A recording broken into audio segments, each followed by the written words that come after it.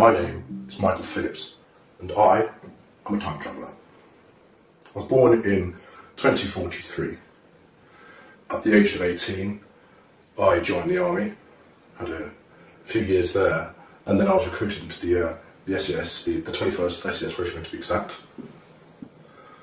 We carried out a number of missions in countries that I'm not allowed to name because I've signed the Official Secrets Act. And from there, I was contacted by a government department that called themselves Section 18. They told me they were a reconnaissance unit. However, it turned out to be something quite different. So I was then transferred to MOD Bottom Down, and there they took me into a hangar, and in that hangar I saw this 8-foot sized spheroid object. I was then briefed on what this object actually was. Turns out it was a time machine. This time machine, it uses two micro singularities, one at the top and one at the bottom, to power the craft into it creates a gravimetric distortion, and distortion then tears a hole in time-space. What you'd consider as UFOs are actually time-space craft. They have the ability to travel in space and also time. Many UFOs that you do see in the skies are in fact time travellers. My time at Boston Down, I embarked on a number of missions. The first was to the year 2138, which was very interesting because it was not at all like I know the Earth to be now. In fact, it was rather polluted, and people were quite tribal, and it wasn't a pleasant place to be. Anyway, a little bit more about my time, 2075. All in all, it's not bad. There were a number of Earth changes which I do want to warn you about, which did change the Earth. Global warming continued. The major governments of the world did nothing to change that at all. So this is kind of a plea to change your ways. Another time traveller from, I think it was 2038, he came back. His name was Titor. He came back to 2000, I do believe. And he thankfully stopped a civil war in America, which was supposed to kick off in 2008. However, he got involved with the American intelligence authorities and the time travel program there. And it was decided that America needed a single unifying event to bring the country together and to avert a civil war. And that event was 9/11. Titor went back, I do believe it was May of 2001, just before 9/11 happened.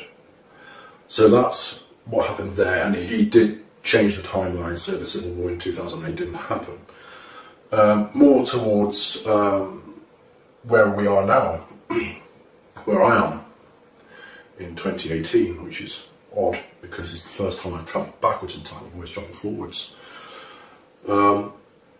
There is a limited nuclear exchange in 2019, March of 2019. That does involve North Korea.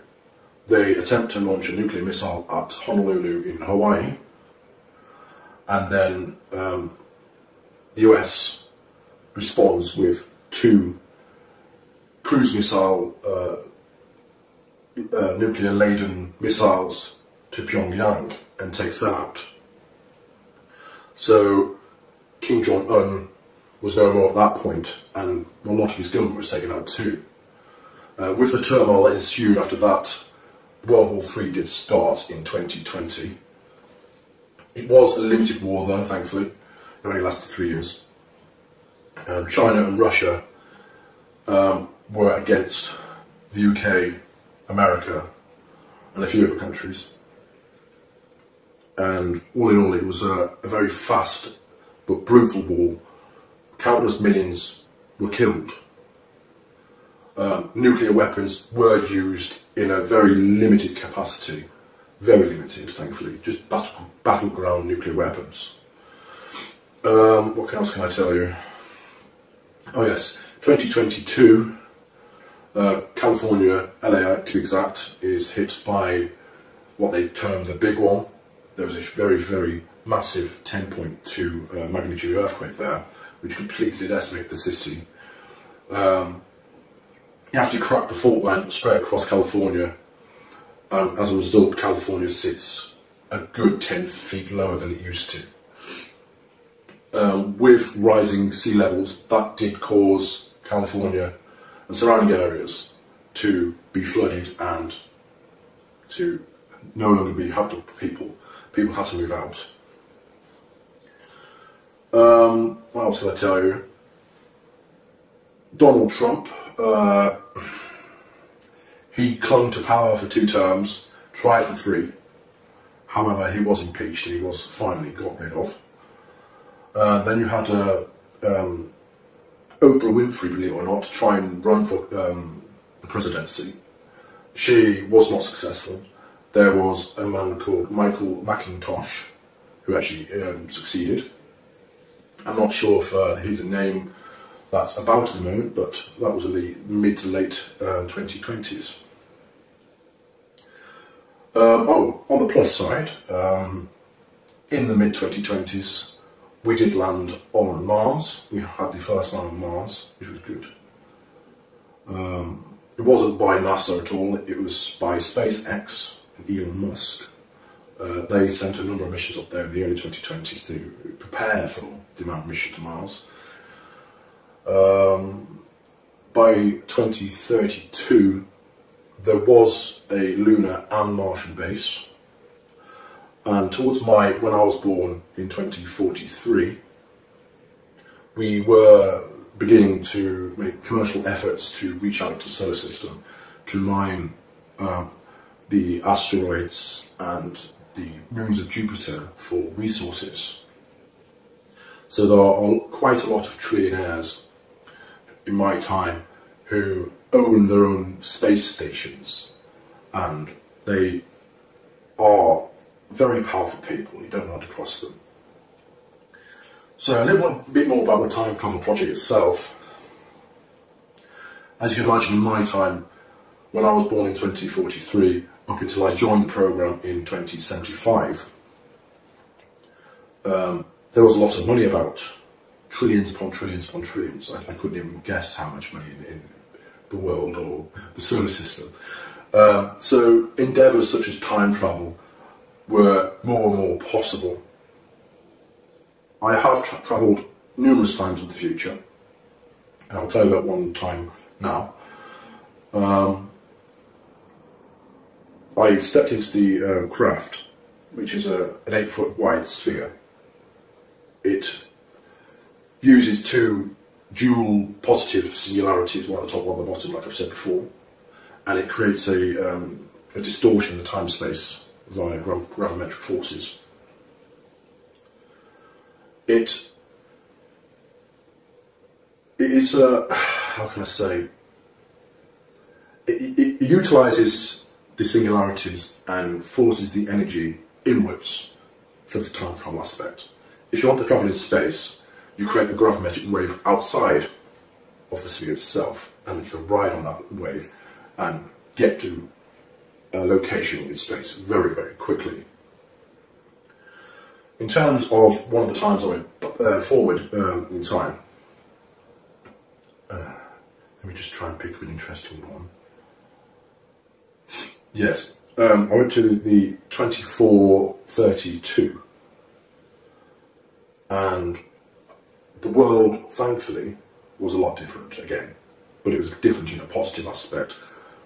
The atmosphere and pollution, that was all cleaned up, thank God. It was very nice actually, it was very green, there was lots of flowers everywhere. Everyone appeared to speak English, However, I'm not sure if that was them speaking English or they had some kind of implant where they could understand English or speak in their language and you understood their language or what. Buildings were exceptionally tall. They were just huge glass towers. There were numerous cars which were flying and travelling in what I assume were highways in the sky. People were friendly, they were open, they weren't afraid to come up to you and say, "Hi, who are you, where are you from?" I think they were quite used to having time travellers, because when I said I was from 2075, they didn't appear to be all that shocked. I certainly would have been shocked at the time if I would have known time travel was about.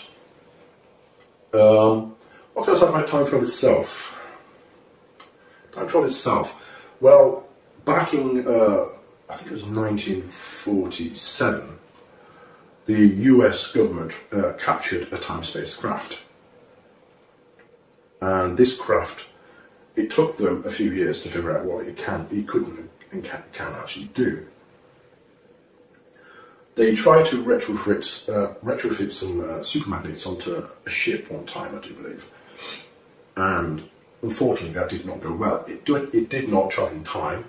It travelled in space. It travelled approximately 30 or 40 kilometres down the coast. And when they did find this ship, this US Navy frigate, all the crew members were fused into the ship, and it wasn't a nice sight, so they hadn't quite perfected it back then. Officially, time travel was invented and perfected in 1975. There were a number of operatives who went backwards in time, mainly because they wished to try and change various historical events, such as World War II. However, they were not successful whatsoever. In fact, a lot of their efforts were making the changes and making what happened a lot worse. So if you've got any questions about what I've seen in the future, I think that you'd be more interested in that. I'd be more than happy to do another video and say, right, this is what's happened. Thank you.